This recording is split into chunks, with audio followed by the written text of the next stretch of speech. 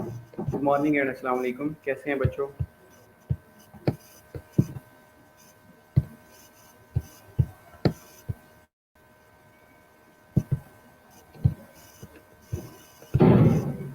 So today we are going to discuss about the respiratory system. What do you think? वालेकुम अस्सलाम बेटा। What do you think respiratory system क्या करता है? कोई काम करता है? ये बस हमें अल्लाह ताला ने बना दिया है। Okay, well, very good. जज़ाकल्लाह बेटा, thank you very much. Okay, respiratory system क्या कर सकता है? क्या क्या फंक्शन करता है? जज़ाकल्लाह, वेरी गुड। अच्छे रहिएगा, खुश रहिएगा। छुट्टियाँ आप लोगों की एंड होने वाली है, एज यू नो। उसके बाद ऑलवेज घर की मिसिंग होएगी। ओके, सेलुलर रेस्पिरेशन में हेल्प करता है। इसके अलावा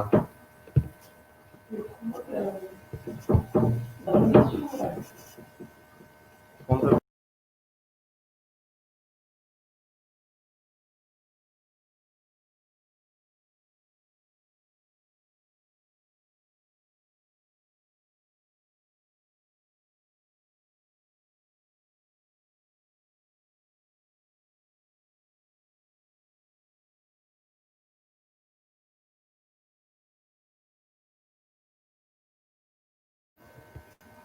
ओके, सेलुलर रेस्पिरेशन के अलावा जज़ाकल्लाह बेटा, thank you very much.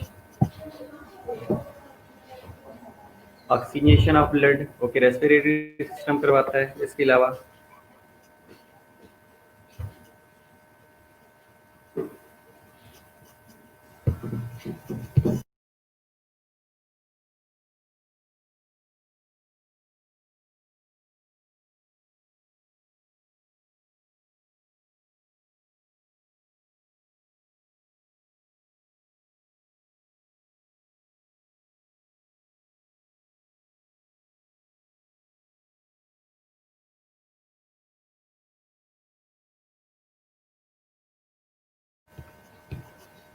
Air को वार्म करता है, फिल्टर करता है।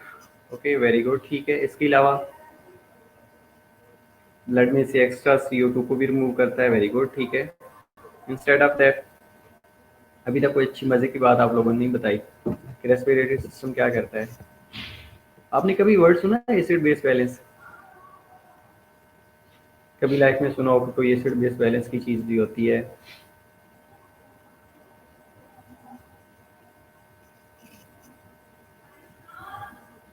तो ये एसिड बेस बैलेंस को भी मेंटेन कर रहा होता है। इन्वॉल्व होते हैं, इस हिसाब से अपना फंक्शन करते हैं। ओके, लाइक कौन कौन से ऑर्गन इन्वॉल्व होते हैं रेस्पिरेटरी सिस्टम में? एनी हाउ, आप लोगों को सुना लगता है। ओके, सुना लगता है कि एसिड बेस बैलेंस को भी ये मेंटेन कर रहा होता है। ठीक है। कार्बन डाइऑक्साइड के को इलिमिनेट करवा के हाइड्रोजन आयन की कंसंट्रेशन को मेंटेन कर रहा होता है बेसिकली।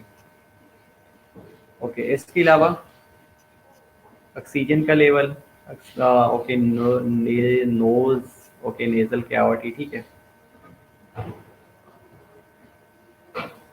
इसके अलावा एसिड बेस के अलावा कोई और इम्पोर्टेंट चीज़, हाइड्रोजन आयन का बैलेंस भी मेंटेन करता है। इसके अलावा कार्बन डाइऑक्साइड को एलिमिनेट करता है। इसके अलावा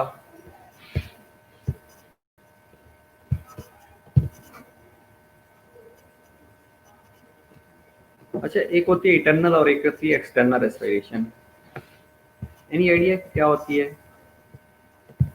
इंटरनल और एक्सटर्नल रेस्पिरेशन? क्या होती है, किसी को पता है? Nose, pharynx, larynx, trachea. Okay, very good, ठीक है, वेरी गुड, ठीक है। ओके हीरा बेटा, वेरी गुड, ठीक है। अच्छा, मैं बात कर रहा था रेस्पिरेशन की।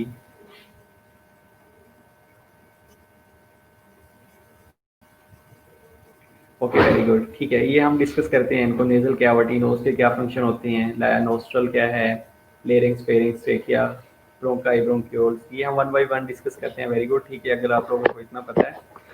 और अच्छा क्वेश्चन इज दैट कि एक होती है इंटरनल रेस्पिरेशन, एक होती है external respiration. What is difference between internal और एक्सटर्नल रेस्पिरेशन? फिल्ट्रेशन का काम भी करता है, वेरी गुड, ठीक है, बिल्कुल ठीक है। वार्मिंग का काम भी करता है,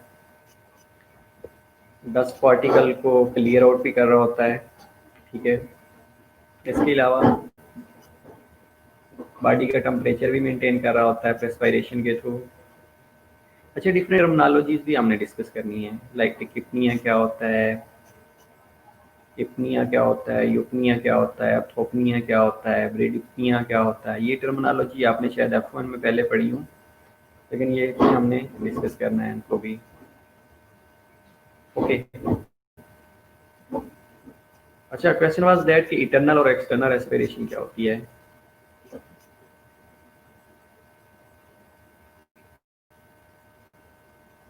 okay, external internal exchange of gases between blood and lungs is called external respiration. Okay, well,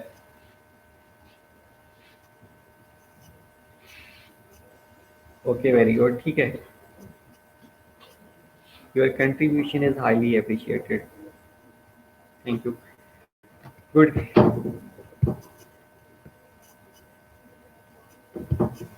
okay, respiration की अगर हम बात करें ना, तो रेस्पिरेशन को मेनली डिवाइड किया जाता है किसमें,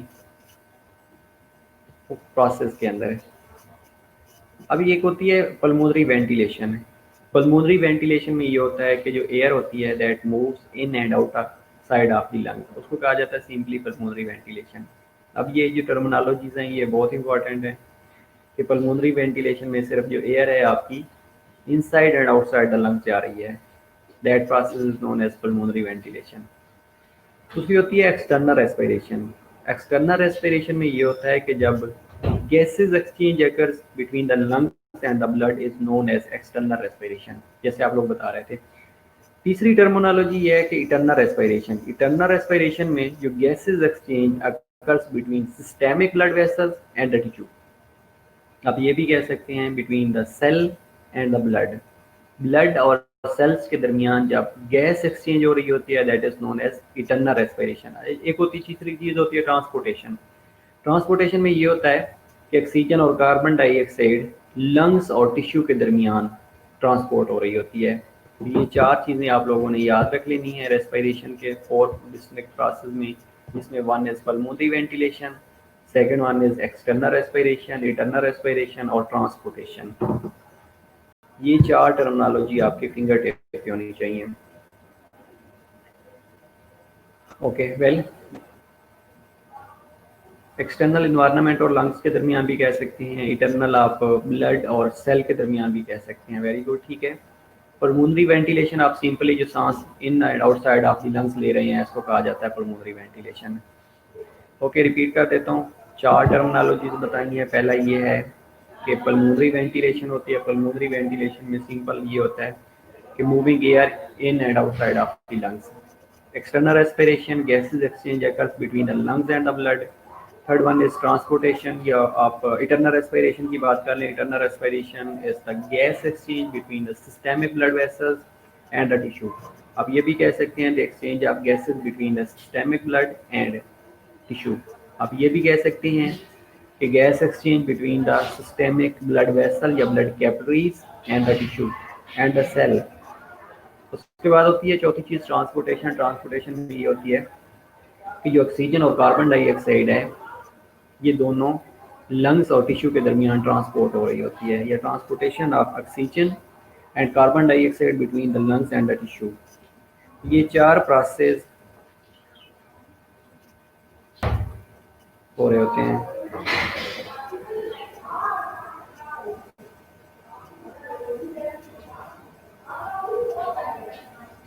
ओके, याद रहेगा।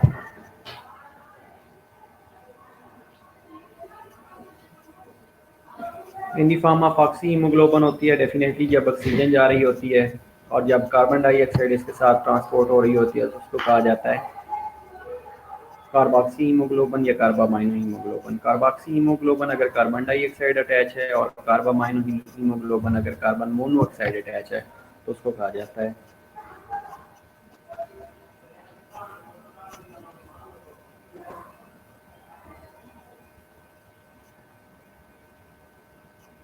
क्रेडिट, ठीक है।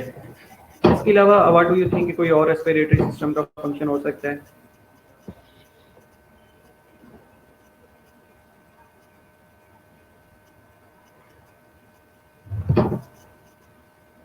अगर हम जनरल एनाटॉमी या रेस्पिरेटरी सिस्टम की बात करें तो ये चीज़ें आपको ऑलरेडी पता है।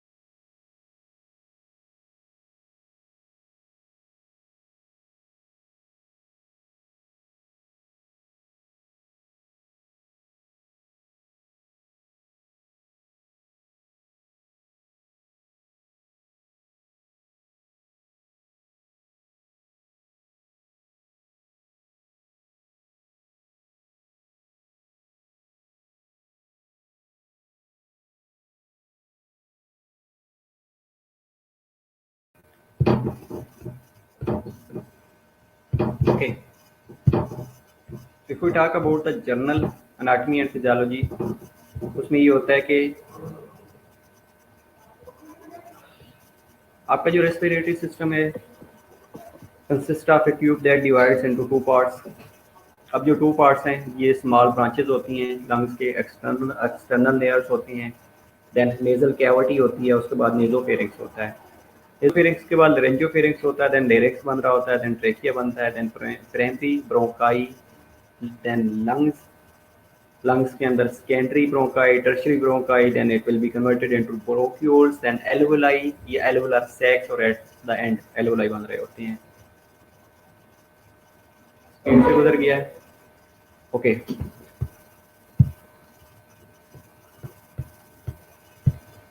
ये बताया बेटा कि जो रेस्पिरेटरी सिस्टम है that consist of a tube that divides into small branches in the lungs। अब उसमें क्या क्या है, एक्सटर्नल लेयर्स आते हैं, नेजल कैविटी आ रही होती है, नेजोफेरिंक्स आ रहा होता है, then it will be converted into laryngopharynx, then larynx, then trachea, then primary bronchi, then lungs. अगर हम लंग्स की बात करें तो उसके अंदर secondary bronchi, tertiary bronchi, bronchioles और एंड पे एल्वुलर सैक्स या एल्वुलाई। ठीक है, याद रहेगा, तो आपको याद रहेगा, ये भूलेगा नहीं। ओके, तो लंग्स की अगर हम एक जनरल ओवरव्यू कर लेते हैं, उसके बाद हम आप बुक वाला देख लेंगे कि बुक में क्या क्या लिखा हुआ है। तो लंग्स की अगर हम बात करें तो लंग्स थोरेसिक कैविटी के अंदर प्रेजेंट होती हैं, ओन शेप्ड ऑर्गन होता है, थोरेसिक कैविटी के अंदर प्रेजेंट होता है। ओके, रिपीट क्या करना है बेटा, ये दोबारा रिपीट हो जाएगा, इसके लिए ऑलरेडी ना हो बेटा, ठीक है। अब जो थोरेसिक कैविटी है इस line with the body membrane, जिसको कहा जाता है पाइटल फ्लोरा। अब जो पाइटल फ्लोरा है इसके बाद ये पाइटल और विसरल फ्लोरा, दो तरह के फ्लोराज होते हैं जिन्होंने लंग्स को कवर किया होता है। जो पाइटल फ्लोरा होता है ये आउटर कवरिंग होती है, जो विसरल फ्लोरा होता है ये लंग्स के साथ अटैच हुआ होता है, और इनके दरमियान इनके दरमियान प्लूरल फ्लूइड सेक्रेट हो रहा होता है। अब ये जो प्लूरल फ्लूइड होता है ये टाइप 2 एलुलर सेल एक नाम है इनका, ये टाइप 2 एपिथेलियल सेल भी बुक के अंदर मेंशन किया हुआ है, टाइप 2 नीमोसाइट भी मेंशन किया हुआ है। तो टाइप 2 एलुलर सेल इसके 3 नाम हैं, ठीक है। नीमोसाइट्स भी है, एलुलर टाइप 2 सेल्स भी है और एपिथेलियल सेल भी हैं। ये एक ही तरह के सेल्स हैं। अब इन्होंने क्या करना होता है, इन्होंने प्लूरल फ्लूइड सेक्रेट करना होता है। अब ये प्लूरल फ्लूइड क्या करता है कि सरफेस की टेंशन होती है प्लूरल कैविटी की, उसको रिड्यूस कर रहा होता है। नहीं समझ आ रही? ओके, मैंने ये बेटा बताया है। जो लंग्स हैं ये थोरेसिक कैविटी के अंदर प्रेजेंट होते हैं और थोरेसिक कैविटी के बाहर एक लाइन हुई होती है, एक बॉडी मेम्ब्रेन होती है जिसको कहा जाता है प्लूरल कैविटी। अब ये जो प्लूरल कैविटी है, ये प्लूरल मेम्ब्रेन है, ये दो हिस्सों में डिवाइड होती है। एक विसरल प्लूरा होता है, एक प्राइटल प्लूरा होता है। अब जो प्राइटल प्लूरा होता है ये थोरेसिक कैविटी के साथ अटैच हुआ पड़ा होता है और जो विसरल प्लूरा होता है ये लंग्स के साथ अटैच हुआ पड़ा होता है, ठीक है। अब विसरल प्लूरा और प्राइटल प्लूरा के दरमियान एक फ्लूइड और सेक्रेट होता है जिसको कहा जाता है प्लूरल फ्लूइड। अब ये जो प्लूरल फ्लूइड है ये बेसिकली फ्रिक्शन से प्रिवेंट कर रहा होता है, ये जो सरफेस टेंशन होती है उससे प्रिवेंट कर रहा होता है। लेकिन सिक्रीट कहाँ से हो रहा होता है, ये टाइप 2 एलुलर सेल इसको सिक्रीट कर रहे होते हैं। या आप इसको सिंपल ये कह सकते हैं कि एक केमिकल सब्सटेंसेस होता है जिसको सरफेक्टेंट कहा जाता है और सरफेक्टेंट क्या करता है कि जो सरफेस टेंशन है उसको रिड्यूस कर रहा होता है, ये facilitate the surface tension. Got it? अब समझ आ गई है अक्सर?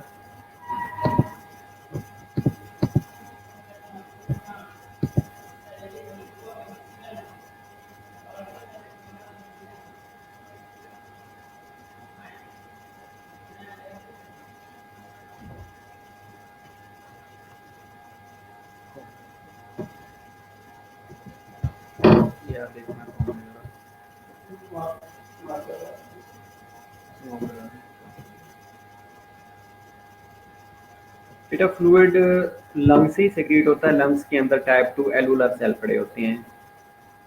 बेटा प्राइटल फ्लूरा है और विसरल फ्लूरा है, प्राइटल फ्लूरा एंड विसरल फ्लूरा।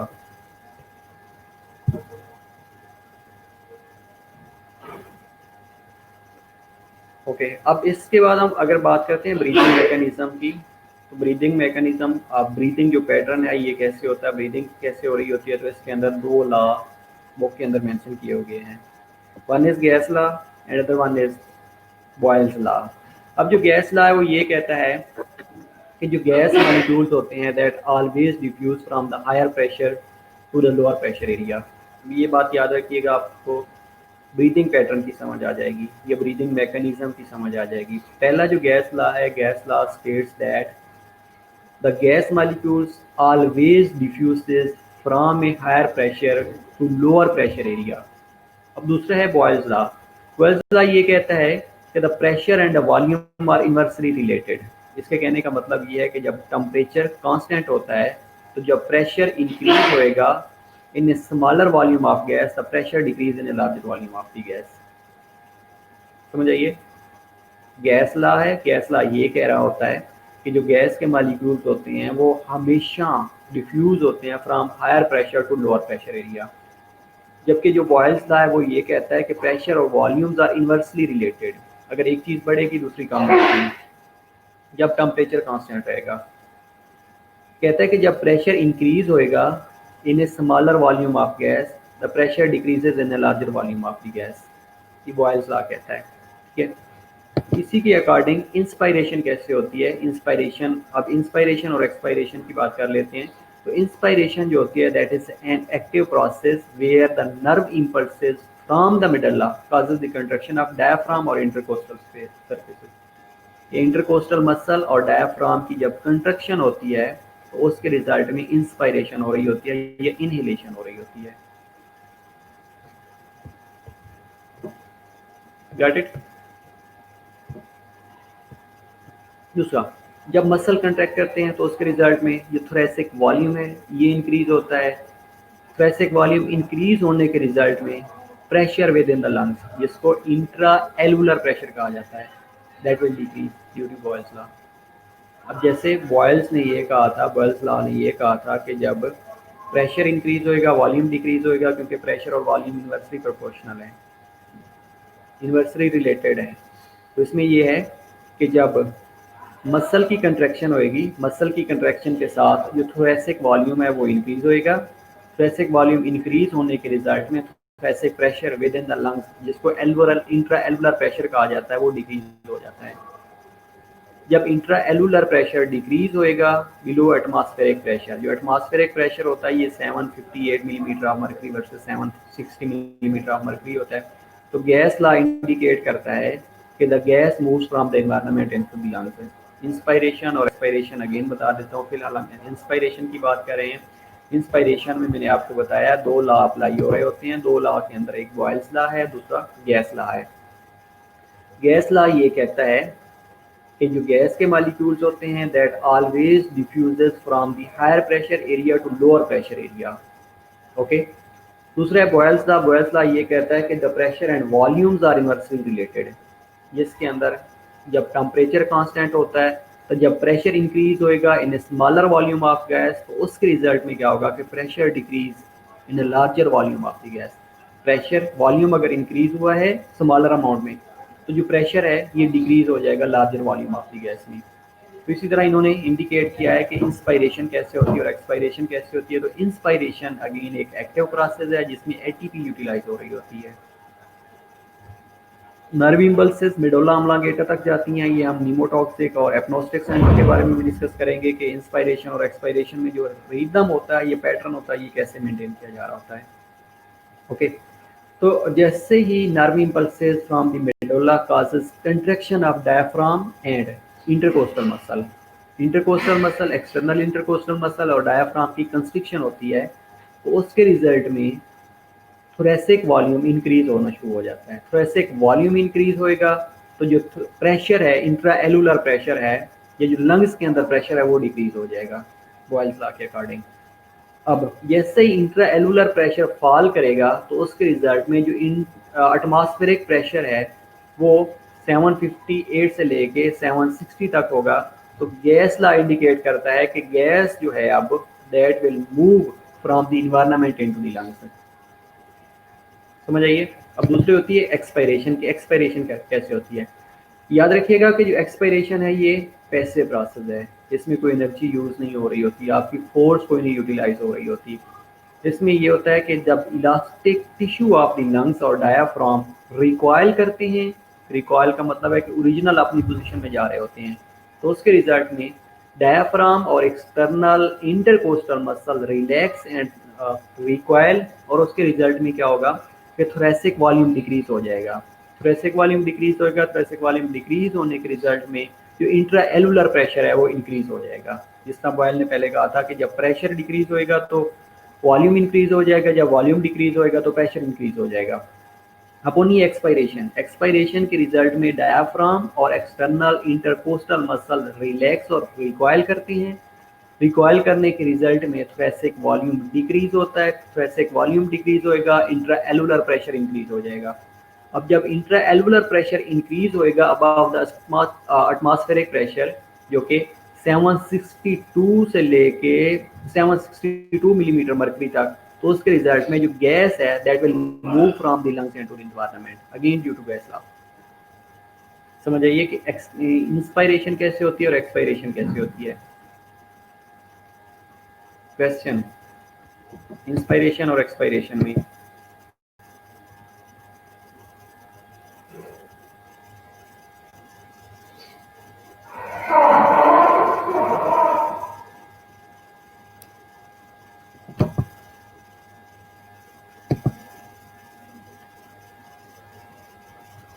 ओके, चलें, मेरे ख्याल है कि काफ़ी है आप लोगों को इतना इंट्रोडक्शन। इसके अलावा लंग्स कैपेसिटीज़ होती हैं। लंग्स कैपेसिटीज़ हम air pressure with atmospheric pressure होता है ये 758 मिलीमीटर ऑफ मर्करी से लेके 760 मिलीमीटर ऑफ मर्करी होता है।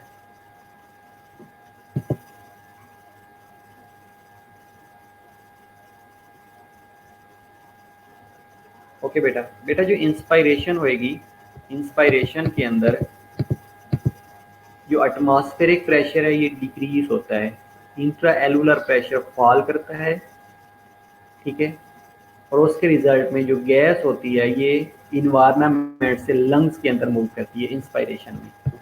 और जो एक्सपायरेशन है उसमें इंट्रा एलुलर प्रेशर राइज करता है अबव द एटमॉस्फेरिक प्रेशर। तो उसके रिजल्ट में जो गैस होती है that moves from lungs into the environment, इस तरह एक्सपायरेशन हो जाती है, ठीक है।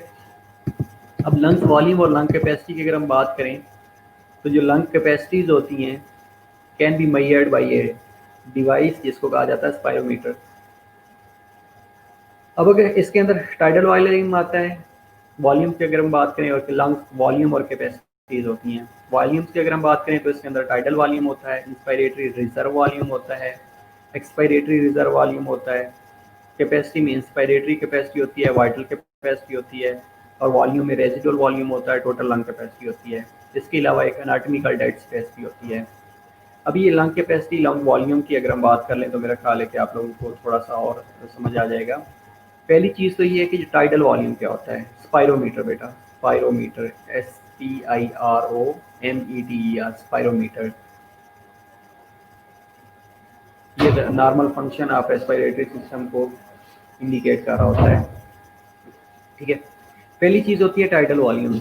अब टाइडल वॉल्यूम के अंदर क्या चीज़ होती है कि amount of air moving in and out of the lungs during normal breathing. जब आप नॉर्मल ब्रीथ कर रहे होते हैं तो उस टाइम जो एयर है जब in and out of the lungs move करती है उसको कहा जाता है नॉर्मली टाइडल वॉल्यूम, जो कि एवरेज 500 ml होता है, ठीक है। दूसरा होता है inspiratory reserve volume. Inspiratory reserve volume ये होता है कि amount of air that can B inhaled after maximum inhalation या नॉर्मल इंस्पायरेशन। जब आपने नॉर्मल इंस्पायरेशन की है उसके साथ जो मजीद आप एयर इनहेल कर सकते हैं उसको कहा जाता है इंस्पायरेटरी रिजर्व वॉल्यूम। और इसके अंदर जो एवरेज इंस्पायरेटरी रिजर्व वॉल्यूम है वो राउंड अबाउट 3000 ml है। दो वॉल्यूम की बात की है हमने, एक टाइडल वॉल्यूम की बात की है, दूसरा हमने इंस्पायरेटरी रिजर्व वॉल्यूम की बात की है, ठीक है। अब जो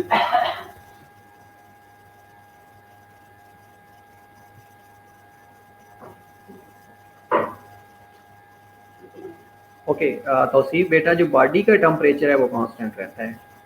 जो ह्यूमन बॉडी का टेम्परेचर है वो कांस्टेंट रहता है, इन्वायरमेंटल टेम्परेचर चेंज हो रहा होता है। अब उसने कहा है कि बॉडी के टेम्परेचर जब कांस्टेंट रहेगा तो बॉडी के टेम्परेचर अगर फ्लक्चुएशन आती है इसके अंदर तो ये ओनली 0.5 डिग्री सेंटीग्रेड की आती है, इससे ज़्यादा नहीं आती।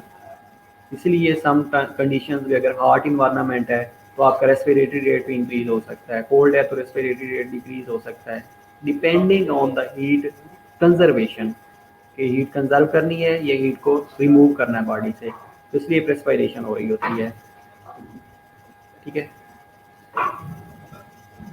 इंस्पायरेटरी रिजर्व वॉल्यूम 3000 ml होता है,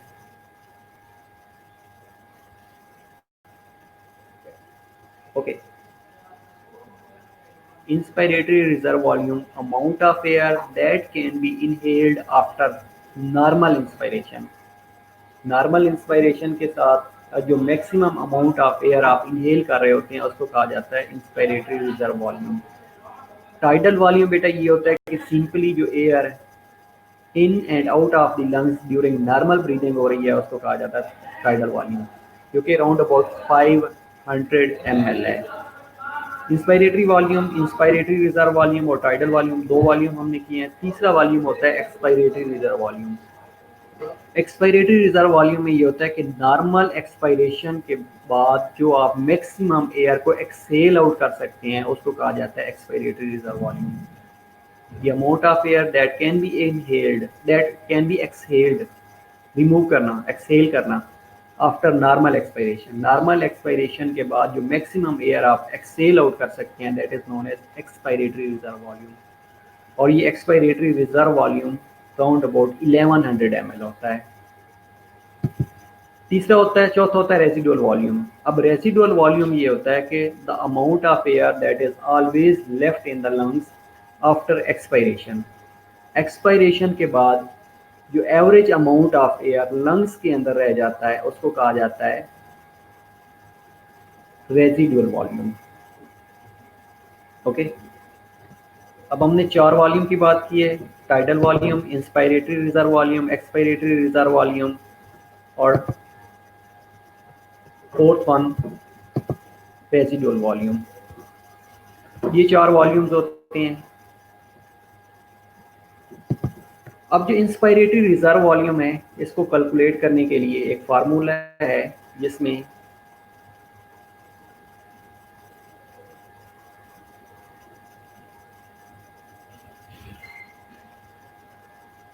inspiratory volume is equal to inspiratory capacity minus tidal volume. अब ये हम कैपेसिटी डिस्कस कर लें उसके बाद इसको कैलकुलेट कर लेते हैं। ये आपने जो नॉर्मल वैल्यूज़ हैं वो काइंडली लिख लीजिएगा। जो टाइडल वॉल्यूम है ये 500 ml है। जो इंस्पायरेटरी रिजर्व वॉल्यूम है, इंस्पायरेटरी जो रिजर्व वॉल्यूम है ये 3000 ml है।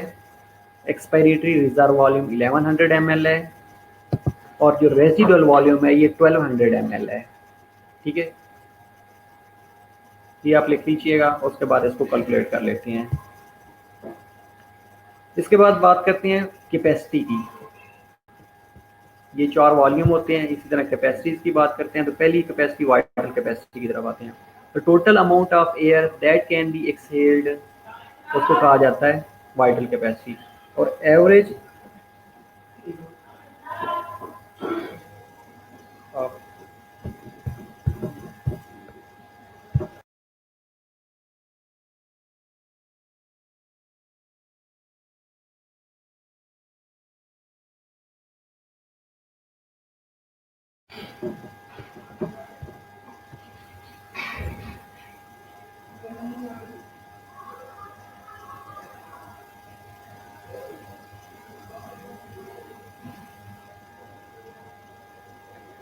ओके, वाइटल कैपेसिटी की बात कर रहे थे। Vital capacity total amount of air that can be exhaled और after average value is about 500 ml 5000 ml sorry 5000 ml। Normally जो कैपेसिटी होती है लंग्स की, नॉर्मली हम एक्सहेल आउट कर रहे होते हैं,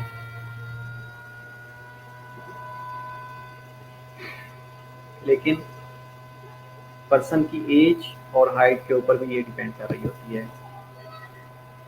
दूसरी होती है total lung capacity. Total lung capacity में ये होता है कि total amount of air that the lungs contain, जिसके अंदर रेसिडुअल वॉल्यूम होता है और एवरेज होती है इसकी वैल्यू 6000 ml है। ओके, एक मिनट में बेटा बता देता हूँ।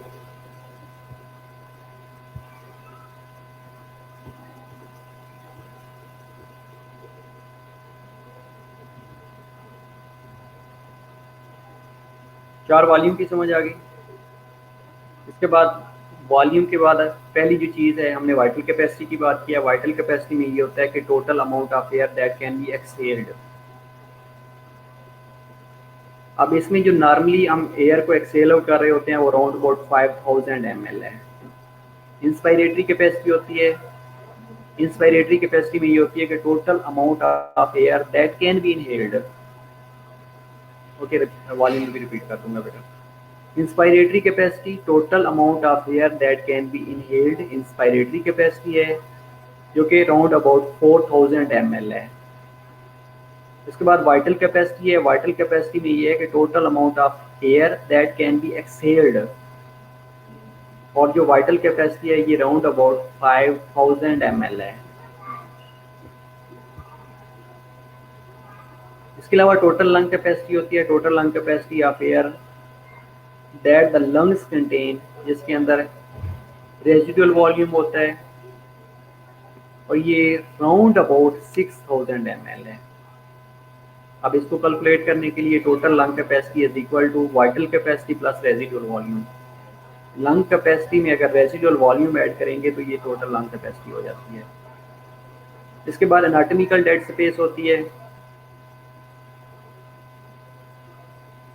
कुछ अमाउंट ऑफ एयर जो कि परमानेंटली ब्रोंकियल ट्री के अंदर प्रेजेंट होता है और वो गैसेस एक्सचेंज में पार्टिसिपेट नहीं करता, उसको कहा जाता है अनाटॉमिकल डेड स्पेस। अब ये क्वेश्चन भी आ जाता है कि what is anatomical dead space?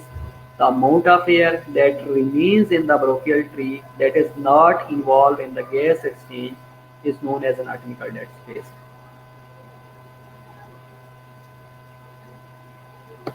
इसके अलावा एक एल्वुलर डेड स्पेस होती है। एल्वुलर डेड स्पेस में ये होता है कि the amount of air in the alveolar ducts और the alveolar sacs that is not involved in the gas exchange। हो सकता है पोर ब्लड फ्लो, डिफ्यूजन प्रोसेस ना हो रहा हो, तो उस वजह से एल्वुलर डेड स्पेस भी प्रेजेंट होती है। एक तीसरी जो चीज़ होती है वो फिजियोलॉजिकल डेड स्पेस होती है।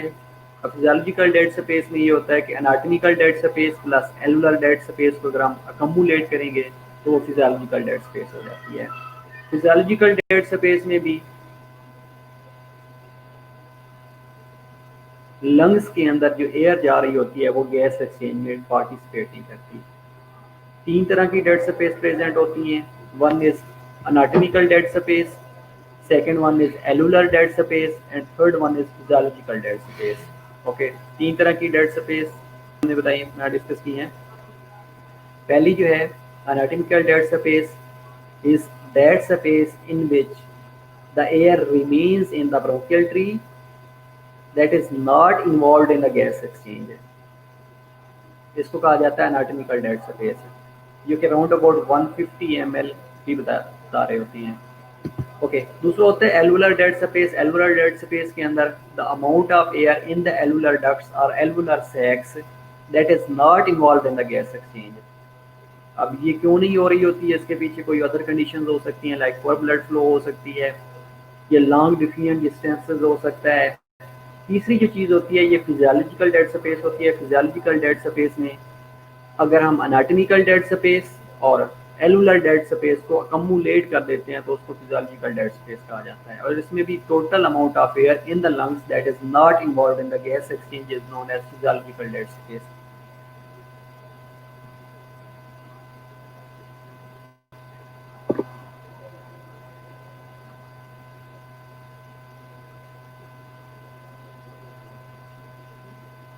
ओके,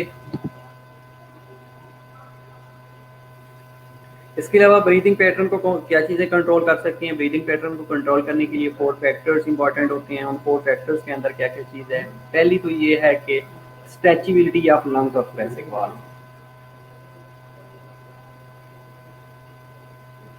बेटा ये एनाटॉमिकल डेड स्पेस जो है ये 150 ml लिखा हुआ है बुक के अंदर।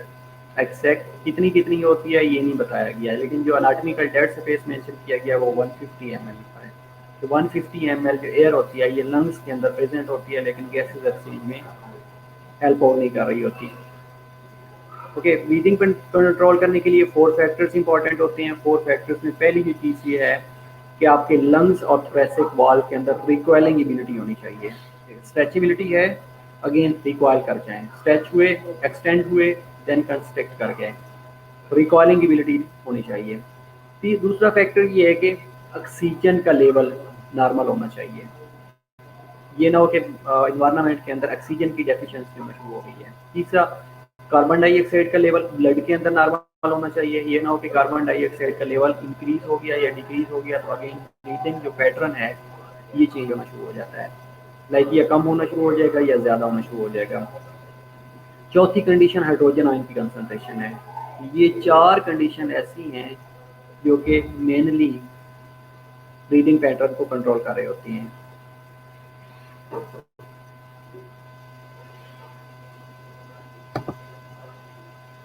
अब ये जो ब्रीदिंग पैटर्न है ये मेंटेन कैसे होता है? इसके लिए केमिकल सेंसिटिव नर्व एंडिंग्स होती हैं that are known as chemo receptors. अब ये कीमो रिसेप्टर्स डिटेक्ट करते हैं, डिटेक्ट करके मेडुला ऑब्लांगेटा को बताते हैं।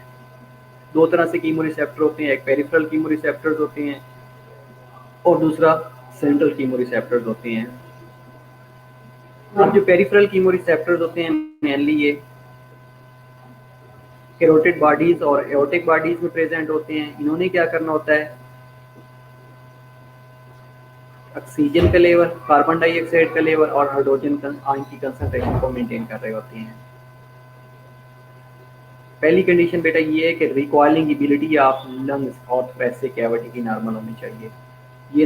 ये ना हो कि आपने इनहेल किया और उसके साथ एक्सहेल ना कर सके। तो जैसे लाइक ए स्प्रिंग जिसके अंदर भी स्ट्रेचेबिलिटी होती है, तो स्ट्रेचेबिलिटी का होना नॉर्मल होता है। Got it? तो ये कीमोरिसेप्टर्स, पेरिफेरल कीमोरिसेप्टर और सेंट्रल कीमोरिसेप्टर्स होते हैं, ये डिटेक्ट करते हैं। डिटेक्ट करके जो केमिकल चेंजेस आ रही होती हैं उसका इफेक्ट रेस्पिरेटरी सिस्टम के ऊपर पड़ता है, रेस्पिरेटरी सेंटर के ऊपर पड़ता है। और respiratory centre according to central और पेरिफेरल कीमोरिसेप्टर मैनेज कर रहा होता है, रेस्पिरेटरी रेट को इंक्रीज करवा के या रेस्पिरेटरी रेट को डिक्रीज करवा के।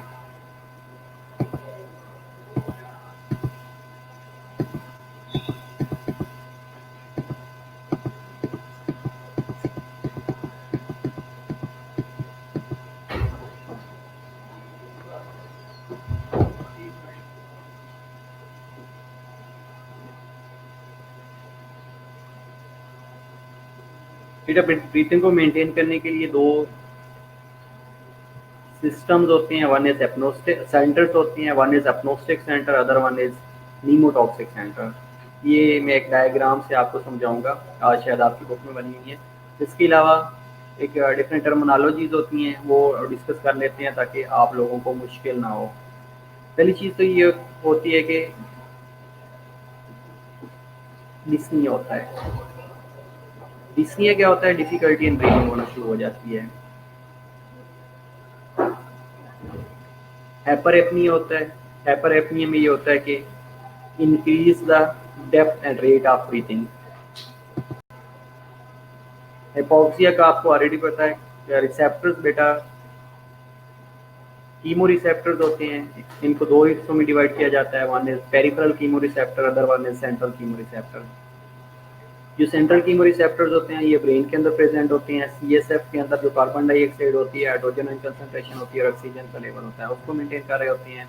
और जो पेरिफेरल कीमो रिसेप्टर्स होते हैं ये पेरिफेरीज के अंदर प्रेजेंट होती हैं।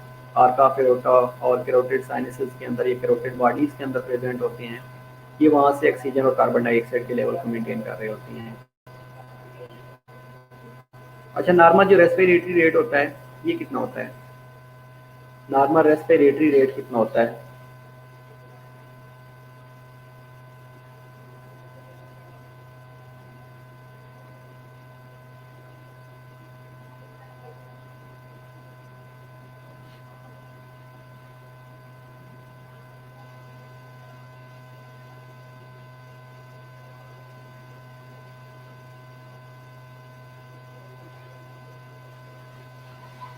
ओके, 12 टू 18 बेटा लिखा हुआ है बुक के अंदर, 12 टू 16 भी लिखा हुआ है।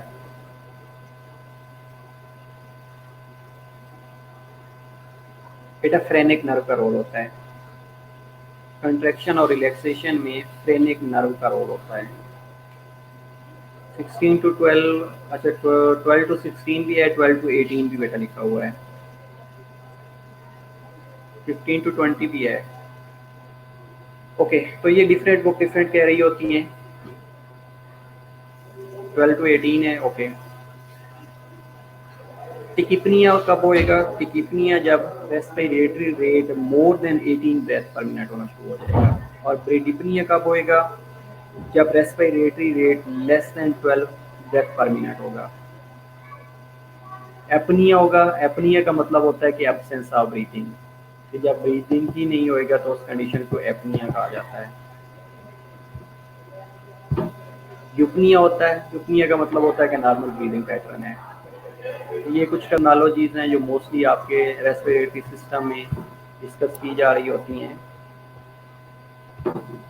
अच्छा, अब इसमें कोई क्वेश्चन है तो बताएं, वरना नेक्स्ट क्लास में हम इसको स्टार्ट करते हैं।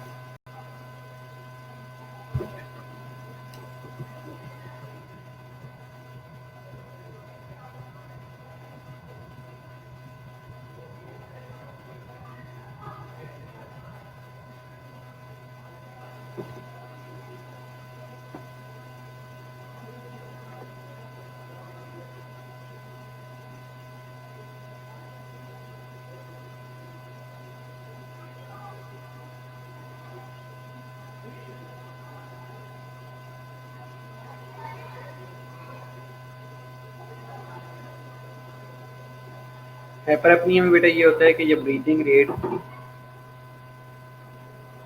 और डेप्थ दोनों इंक्रीज हो जाती हैं तो उसको कहा जाता है हाइपरएपनिया।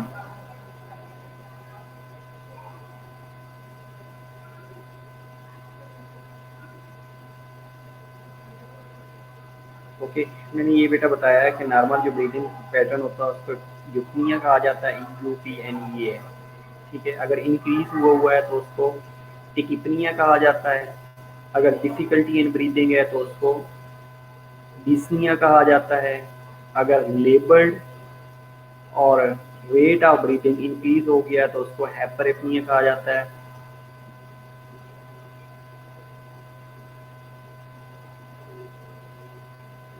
ठीक है, ओके। तो सिर्फ नेक्स्ट क्लास में मैं आपको ये बता देता हूँ कि ये जो नर्व होती है, मैं आपको पहले भी बता रहा था कि ये एपनोस्टिक और नीमोटॉक्सिक जो सेंटर्स होते हैं ना, ये रेस्पिरेटरी रेट और पैटर्न को कंट्रोल कर रहे होते हैं। जो एपनोस्टिक सेंटर होता है ना, ये जो ब्रीथिंग के दरमियान एक छोटा सा पाज आता है उसको मेंटेन कर रहा होता है। जी लुबना बेटा, बेना बेटा, क्या आप कह रही थी? और जो नीमोटॉक्सिक सेंटर होता है ना, ये रेट को मेंटेन कर रहा होता है। अब सपोज अगर उसने रेट जो रखना है 12 टू 18 रखना है तो 12 टू 18 ही रहेगा। और जो फिरेंजिक नर्व है ये मेडुल्ला ऑब्लांगेटा के साथ अटैच हुई पड़ी होती है। अब जैसे ही सपोज किसी वजह से जो कार्बन डाइऑक्साइड का लेवल इंक्रीज हो गया है, अब ये कि जो नर्व्स होती है ये मेडुल्ला ऑब्लांगेटा के थ्रू मैसेज कन्वे करती है रेस्पिरेटरी मसल्स को कि रेस्पिरेटरी मसल्स की स्पीड कम करनी है या रेस्पिरेटरी मसल की स्पीड ज़्यादा करनी है। ठीक है, तो ये इसके ऊपर डिपेंड कर रहा होता है। ओके बेटा, ठीक है, टाइटल वॉल्यूम बता देता हूँ बेटा। बाकी तौसीफ एक डायग्राम है, डायग्राम के थ्रू मैं आपको बता दूंगा कि ये किस तरह रिफ्लेक्स मैकेनिज्म के थ्रू कंट्रोल किया जा रहा होता है।